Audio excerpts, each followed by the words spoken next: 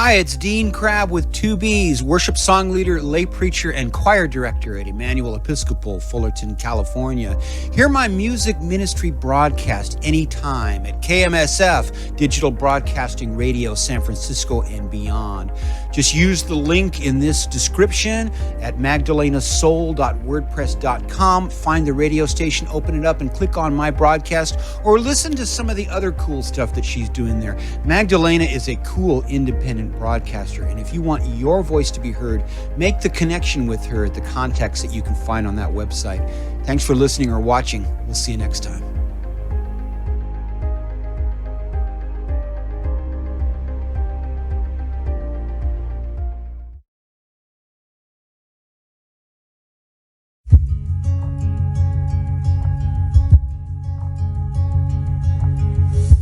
I could just sit and wait for all your goodness, hope to feel your presence. And I could just stay right where I am and hope to feel you, hope to feel something again.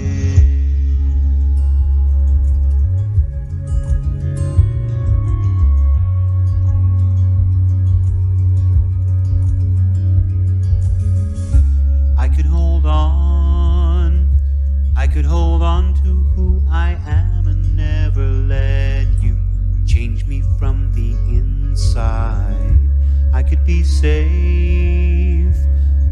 safe here in your arms and never leave home, never let these walls down. But you have called me higher, you have called me deeper, and I'll go where you will lead me, Lord.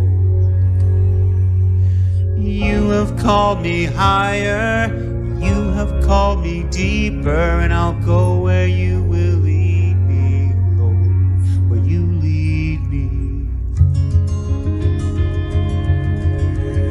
Where you lead me, Lord.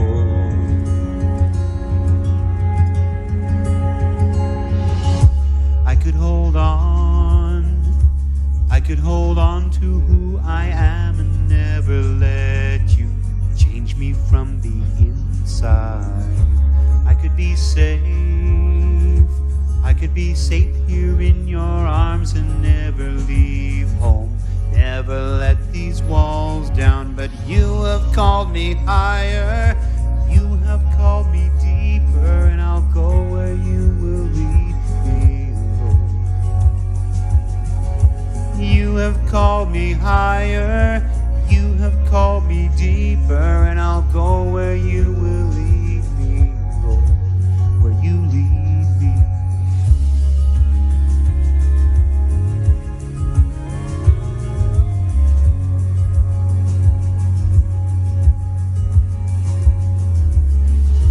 I will be yours for all my life.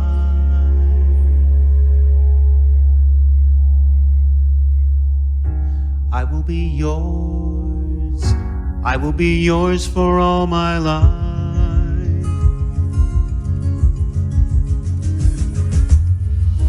I will be yours for all my life, so let your mercy. Oh, I will be yours, Lord, and I will be yours for all my life, so let your mercy light the path before me. 'Cause you have called me higher, you have called me deeper, and I'll go where you will lead me, Lord. Oh, 'cause you have called me higher, you have called me deeper, and I'll go where you will lead me, Lord. Oh, 'cause you have called me higher, you have called me deeper, and I'll go where you will lead me, Lord. Oh, 'cause you have called me higher, you have called me deeper, and I'll go where you will lead me, Lord, where you lead me. Where you lead me, Lord. Where you you lead me? Will you lead me, Lord?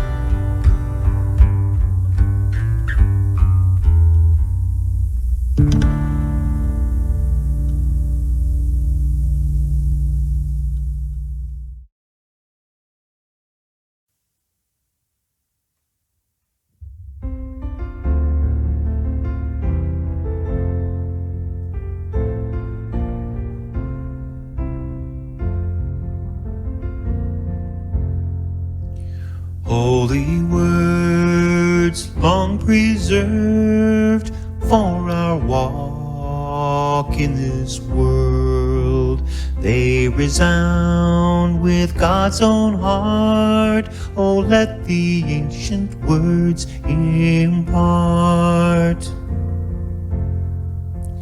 Words of life, words of hope, give us strength, help us cope in this world where'er we roam. Ancient words will guide us home. Ancient words, ever true, changing me, changing you. We have come with open hearts. Oh, let the ancient words impart. Holy words of our faith, handed down to this age, came to us through sacrifice. Oh, heed the faithful words of Christ. Martyrs' blood stains each page. They have died for this faith. Hear them cry through the years. Heed these words and hold them dear. Ancient words, ever true, changing me, changing you. We have come with open hearts. Oh, let the ancient words impart. Ancient words, ever true, changing me, changing you. We have come with open hearts. Oh, let the ancient words impart. Ancient words, ever true, changing me, changing you. We have come with open hearts. Oh, let the ancient words impart.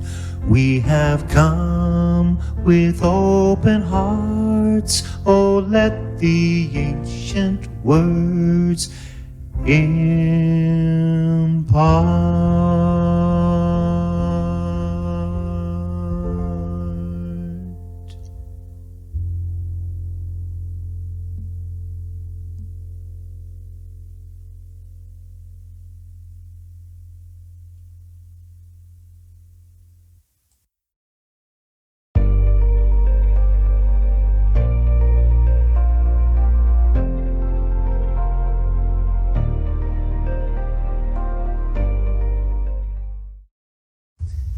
Whether you're now in the sanctuary or watching online, if you and I have not been introduced, I'm Dean Crabb, worship song leader and choir director here at Emmanuel, and the Reverend Holly and the church are allowing me to preach my second ever sermon as a lay preacher or volunteer, and I am delighted. In less than 20 minutes, my preaching experience will have doubled. Thanks for being part of that. I debated whether to wear the same shirt and tie as last time, but it just looks so good on camera.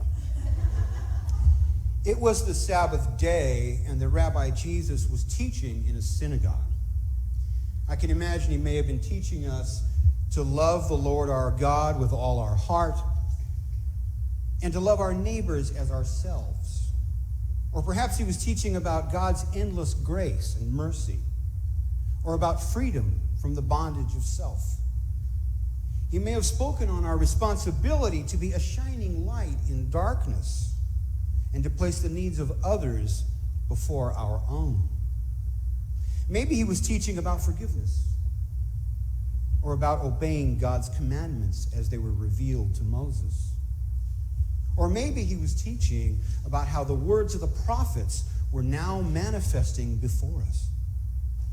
Or maybe he was teaching all of that Who knows?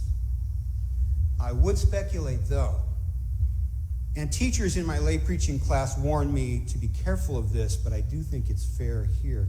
I would speculate that Jesus was not preaching the importance of adhering to laws created by religious leaders. Laws that now were not as they once were when God revealed them to Moses, but that over time had been transformed by influences other than God's love, grace, and mercy. The message of Jesus was clearly one of, look, God's people have made a bit of a mess of things, and the Father has sent me to you to help clean things up and set us straight, especially when it comes to placing our will and our vision of how things ought to be ahead of God's will and his vision of how things ought to be, even on Sunday. One of God's commandments as revealed to his chosen Moses was, remember the Sabbath day and keep it holy. The Sabbath, as this commandment tells us, is not a regular work day, but a Sabbath in honor of the Lord our God. Now, I think if you ask a clergy person or someone in the vestry or any volunteer or employee who serves the church, including church musicians, if the Sabbath day is a work day, they might chuckle just a bit. A lot of work goes into what occurs on Sunday, but it is hardly a regular work day. The point of the commandment, perhaps, is that this day belongs to God, and the utmost reverence is reserved for him above all other pursuits. And that weekly we do need a day of rest, the original definition of the word Sabbath. Even our God who built this place got to have that. A day to reflect on our week's work and to say, hopefully, it is good, and thanks be to God. For some of us, I feel the real Sabbath falls on a Monday, which follows Sunday, the biggest work day of all. Ironic how much is demanded of some on this day of rest. A holy day, though, it is for sure. In our New Testament reading today, we're more than halfway through the Gospel of Luke. By now, Jesus is known throughout the land, even without Facebook or Instagram, for his teachings and his miracles, and he is loved by many, but certainly not by all. Some wonder just who he thinks he is exactly to tell anyone that God has forgiven their sins. Some don't particularly care for his unauthorized miracle works or some of the indicting things that he has said so far. Things like, woe to you, Pharisees, and woe to you, experts in the law. But they ain't heard nothing yet. Because in this story, when a teacher of the law speaks against the use on the Sabbath day of God's miracle healing power, Jesus does a little angry name-calling. As Jesus was teaching in the temple on this Sabbath day, he noticed a woman who was unable to stand straight. She had been crippled by a spirit for 18 years, as it is written. Many people prior to this day had called to Jesus for healing, but in this story, it's Jesus that does the calling. Woman, you are set free from your ailment. And when he laid his hands on her, immediately she stood up straight and began praising God. But the leader of the synagogue, indignant because Jesus had cured on the Sabbath, kept saying to the crowd, there are 6 days on which work ought to be done. Come on those days and be cured, and not on the Sabbath. And that's when Jesus snaps. You hypocrites, he blasts. Don't we take care of our animals on the Sabbath? So let me see if I got this straight. We take care of our animals on this holy day. But on this holy day, we do not set free this daughter of Abraham, whom has been bound by Satan for 18 long years. Do I have it right? Seriously? Now, how you gonna act? And I had fun rewriting that NRSV Jesus quote for dramatic effect. When he said this, all his opponents were put to shame, and the entire crowd was rejoicing at all the wonderful things he was doing, even on Sunday. Well, great. Glorious story, but what do you and I do with it? I'm not able to perform any kind of miracle healing on the Sabbath day, or am I? I do know that many of the things that have happened in my life, especially over the past few years, that have led to miracle healing or transformation have had everything to do with what someone has said or done in just the right place at just the right time. Their presence in that divine moment has made all the difference, even on Sunday. It was just a few years ago that I was hopelessly hooked on drugs and alcohol and struggling to no avail to reconcile a broken marriage that was much better, as it turns out, surrendered to God in loving gratitude and acceptance. I have since been healed through my faith and through my connections with just the right people at just the right time, including my connections with you here at Emmanuel. Among many other miracles, I can vividly remember my final day of active drug addiction when I humbly asked the Lord's assistance with what I had finally become willing completely to let go of. Lord, set me free, I prayed, or something like that. I'm ready now to serve as an example of recovery and to walk more closely with you. We've done this before, and we'll do it again, I believe. Almost immediately, I felt his loving hands and heard his comforting voice tell me, "Go, your faith has made you well." Now, that's how I remember it. Whether this is really how it happened or God has planted this memory in me as a useful resource. And through proper spiritual maintenance, I have remained well, free from drugs and alcohol, among some other vices too, ever since that miracle healing day. Just like the woman in the synagogue, the Lord placed his hands on me and I stood up straight.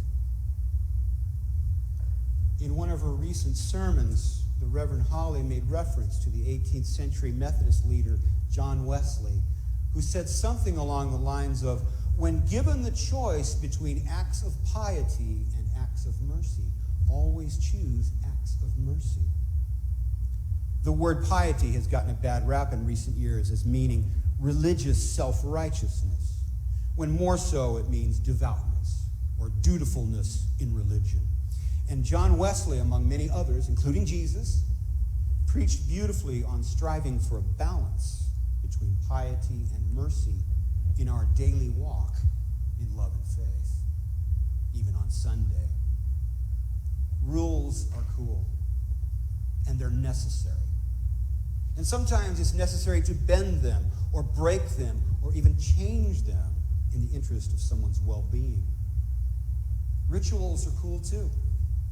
When I arrive at the sanctuary on Sunday, that candle right there is faithfully burning every time. I take great comfort in that.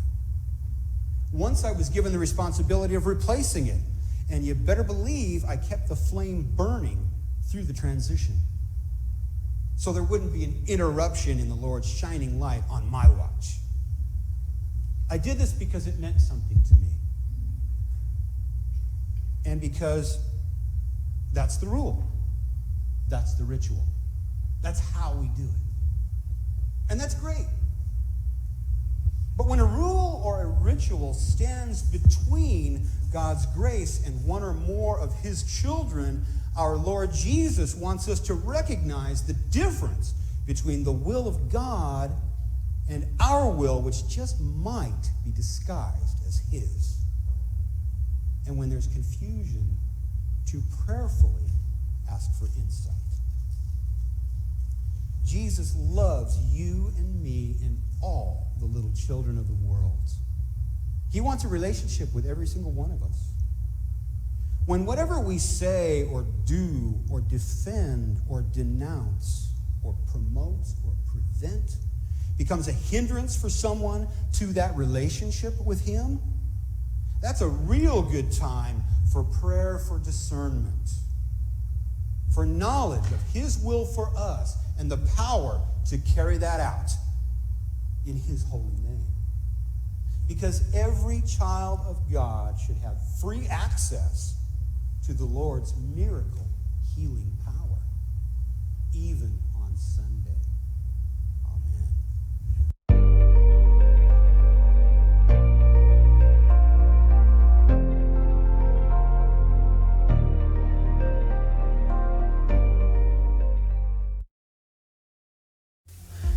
Happy New Year 2023. I'm Dean Crabb with 2Bs, worship song leader, lay preacher, and choir director at Emmanuel Episcopal, Fullerton, California. I'm on YouTube, Facebook, and Instagram, and at KMSF-DB Internet Radio San Francisco and beyond. I'm delighted to announce, coming this year, my live weekly worship sing-along with Dean show.